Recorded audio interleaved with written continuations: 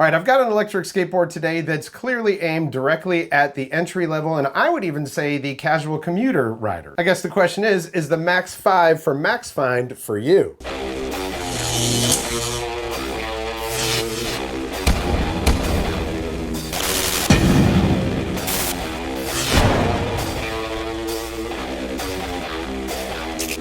Welcome back, I'm Tony, wearing my 4th of July shirt because tomorrow is the 4th of July here in the US. I just want to say everybody have a great time, be safe, and if you're going to be drinking, please don't skate. It's not a good idea. Now, a while back, I reviewed the Maxfind FF belt, which I think is actually a fantastic board that really just doesn't get the credit that it deserves. I mean, right off the bat, this thing has a removable and easily swappable battery. That is nice. Not this board, the FF belt. But Maxfind does things a little bit differently than other e-skate companies, and I kind of like it. Some of those things that were on that board, the FF belt, did go over to this board, so we're talking about a composite and fiberglass deck, which it's super flexy, and I really like that. And it also allows it so that they can shape this board. They can give it some interesting design facets and stuff like that. It's molded. And then instead of the standard grip tape, which would be like sandpaper, they use it's like a rubber mat that's on it. And when I first got the FF belt, I was a little bit skeptical, but after I rode on it, I was like, this is actually nice. Doesn't tear up my clothes or my hands or anything like that. And it grips really well. I'm still riding the Maxfind FF belt, and I've got my Mad wheels on that, and that is kind of like my street machine, you know, especially if I've got nice smooth streets and everything. Those Mad wheels, they will handle a lot of different terrain, but that's kind of my street board, you know? So while it's a great board at $899 on sale, that's still a lot of money if you're just trying to get into the sport and you really don't know if you're gonna love it or not. But you can pick up a Max 5 for under $500 for the dual motor version. If you wanna go the single motor version, under $400. I don't recommend single motor boards on any electric skateboard, so at least go with the dual motor. They've got the dual motor standard model, and then they've got a dual motor long range model. So looking at the website, you do have to keep in mind that there are 3 different versions of this. I'm recommending at least the dual motor. If you want to have more range, great. The range that they're saying here is 21 miles range, the longest in the same price range. Yeah, on the extended range, you might get the 21 miles per hour. On the non-extended range, you get 15 miles. This is what I've got as the non-extended range, and at 195 pounds, I actually do get around 12 to 15 miles. Also keep in mind, when they give you specs, they're usually testing these with a 165 pound rider, so you're gonna have to figure your weight into it. 24 mile per hour top speed, great for beginners and pros. The X Composite Flex Deck, it's the only brand that uses eco-friendly and recyclable materials. Fast shipping, US warehouse, 9-month warranty with top-notch customer service. Customer service is one of the biggest problems in the e-skate game, and you'll hear people complaining about it all the time. Since they do have US offices, that definitely helps out. I've never had a problem with their service. They have free shipping right now for several locations. There is a shipping fee for some countries, but the US is going to be free. Fast shipping, US 2 to 7 days delivery. So here it does say the range is 15 to 21 miles per hour, and that's because you have 2 different versions of it. The long range and not the long range, 24 mile per hour top speed, and hill climbing, 30% grade. You got a 10S2P Samsung battery in here, 2 650 watt hub motors, Max 2 10.6 inch 45 degree trucks, Hobby Wing 3.0.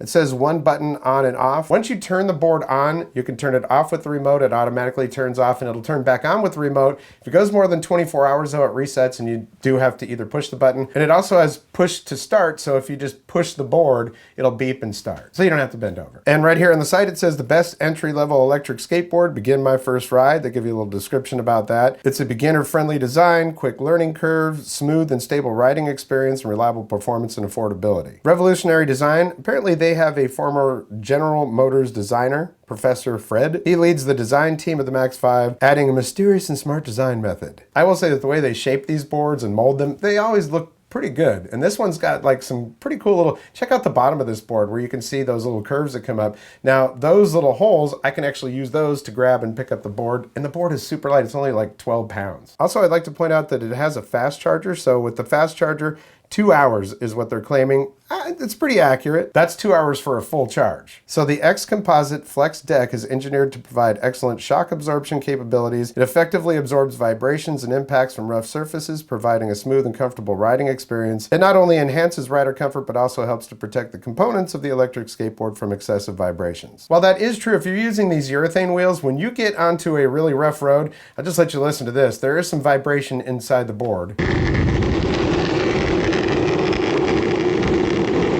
I think that's in the battery compartment, and on this one, you can't open it up to check or anything like that, so I checked all of the other components on the board. Everything was nice and tight, and it doesn't do that on smooth surfaces, but when you get on rough surfaces, it can be pretty rough. Not to mention on some of those rough roads with these urethane wheels, they almost feel like they're kind of skipping a little bit, you know, they're bouncing a little bit. I'm not big on the stability while riding on those urethanes, so I'm probably going to put some cloud wheels on here, and that's another option. When you buy this board, you can choose to have a 2-in-1 with the urethane wheels and the cloud wheels. I'd really recommend that, at least for me. I'm not a young guy, so, you know, I need a little bit of comfort. So it's eco-friendly material, a 38-inch long deck with large standing platform, meaning length of it is large. It's really not as wide of a board as some of my boards. You know, the overall ride on this is actually very nice. The flex of the board is nice.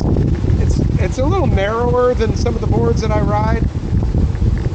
So you can really feel the edges of the concave, but that's actually good. It kind of sticks your feet to the board. And the new Hobbywing 3.0 ESC with smooth acceleration and braking control. I will say the acceleration and braking on this thing is really, really nice. If you're a beginner, if you haven't got one of these things before, some of them, the braking can be really jerky, especially on hub boards, and it's not like that on this. This is just smooth all the way around. And also some of the other boards, the torque and acceleration can be a little bit too much.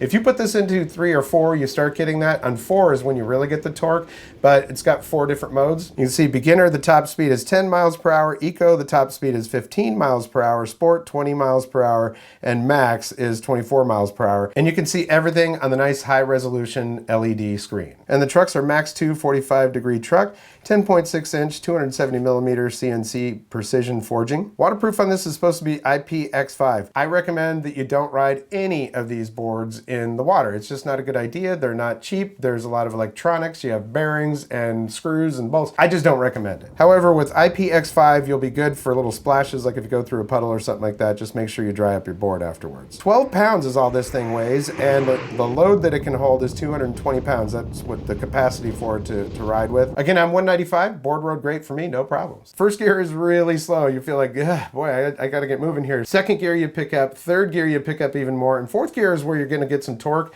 Top speed on that is 24 miles per hour.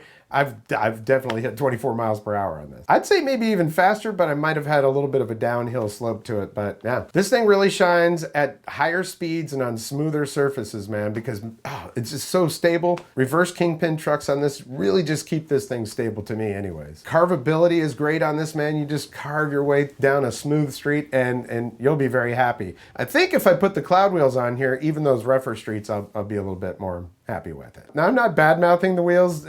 I'm a rider of preference. My preference is a little bit softer wheel, a little bit more grip and all that. These wheels are fine. They're just regular street wheels, but if you've even ridden a standard skateboard, not electrified, if you're going 10 miles an hour on that or 15 miles an hour on that on a rough road, it can be really rough. So I'm just saying, on one of these boards, it's nice to have a little bit more cushion with your wheels. The board is super quiet, man. There's no belts to weep, which I love that sound myself, but if you're looking for something that's quiet, as a commuter board that doesn't really look like an electric skateboard, this is a pretty good match, you know? Maybe you're a college student, you just need to get from one end of the campus to the other quickly. Well, this would be great for that. And since it's only 12 pounds, it's really easy to pick up. Plus, these become like handles here, so it's easy just to grab it, pick it up, throw it on under your arm, and into the class you go. I did want to point out that this arrow up here is glow in the dark.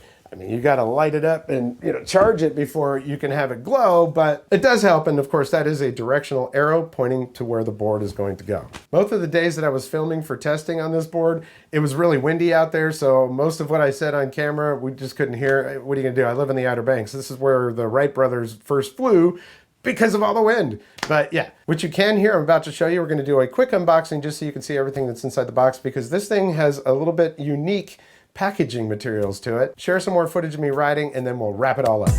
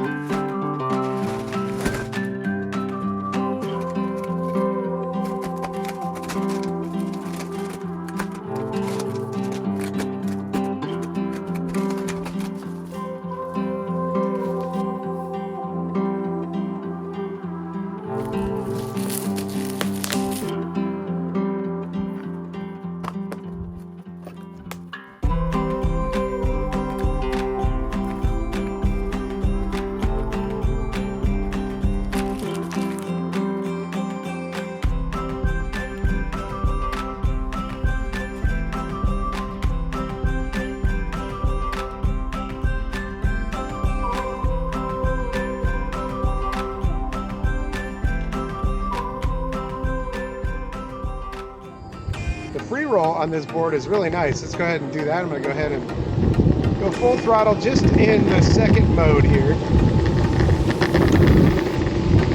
Now we're going to let it off.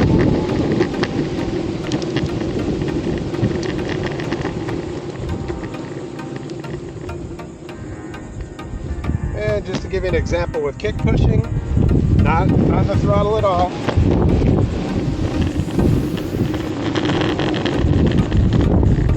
Pretty much like a regular skateboard.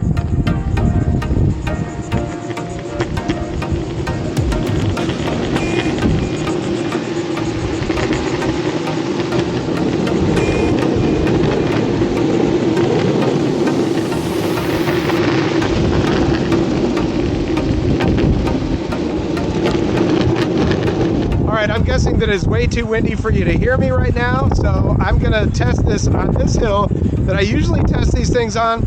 I've got it in third mode right now for speed. It's fine in fourth, but third is the gear that I typically ride in on this board. So let's go ahead and try this hill. It's got a nice grade at the top of it, so I've got that throttle full.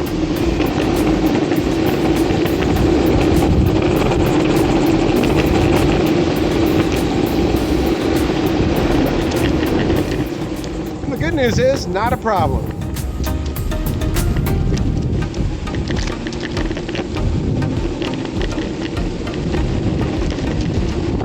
So there we go. Overall, I think this is a great beginner board. It's under $400 if you want a single motor. I'd go with a dual motor, so it's only slightly over $400 at that point. You don't have to get the cloud wheels right away, but I would recommend just bundling them in there because you're probably going to want them, especially if you don't like rough roads. I personally love that they're trying some different shapes and stuff, and of course they can do that because they've got these composite decks. They're molded, so they can do whatever they want with them. The boards look really good, and because it's molded like that, they don't need seals and stuff on the bottom of it like you do on most boards that have enclosures attached to them. I kind of wish they would have just made this thing so you could open the top of it and swap the battery out like you could on the FF belt. But if you're trying to keep the cost down for an entry-level board and make it the best entry-level board, I guess maybe that was one of the things they said, well, we can't do that. The flex on this board is great, love that. And ultimately, it rides really well depending on the surface that you're riding on. I've tested a lot of boards in that sub $800 range, and this is pretty darn good for what it is. So if you're looking for your first board, this might be it. If you're looking for a backup board or just something to go cruise down the beach on, maybe you've got these big heavy all-terrain boards and you just want a second or third board so that you have a backup, this might be a good choice for you. Either way, I really like what Maxfind is doing, and I'm going to follow. I want to see what more they do with their boards. So that is the Max 5, or the Max 5 series from Maxfind, and I want to thank you so much for your support here in the channel. It's been around since 2013. I've been doing electric skateboards, scooters, bikes, electric guitars, solar power, and solar panels for the last couple of years. It's really just all about my passions, you know? I mean, I'm just a big geek. I love electronics and I love transportation, and I love the idea of not having to use gas to get someplace and having a blast while I'm doing it. So electric skateboards are definitely at the top of my list. Either way, if you've been here since 2013 or you're new to the channel, thank you very much for your support. I really appreciate you. If you want to thank the channel monetarily, there is a thanks button down there. It's not inexpensive to run these channels, cameras, lights, microphones, and everything else. But the easiest way to thank and support me is by giving this video a like if you like what you see. And if you haven't subscribed yet, there's a red subscribe button down there and a notification bell. If you click both of those, you'll get notifications when I upload new videos. I also have links down there for my social media, so if you have one of those, I would appreciate a follow. And that's going to do it for this episode. We'll catch you next time on the Vapor Trail channel.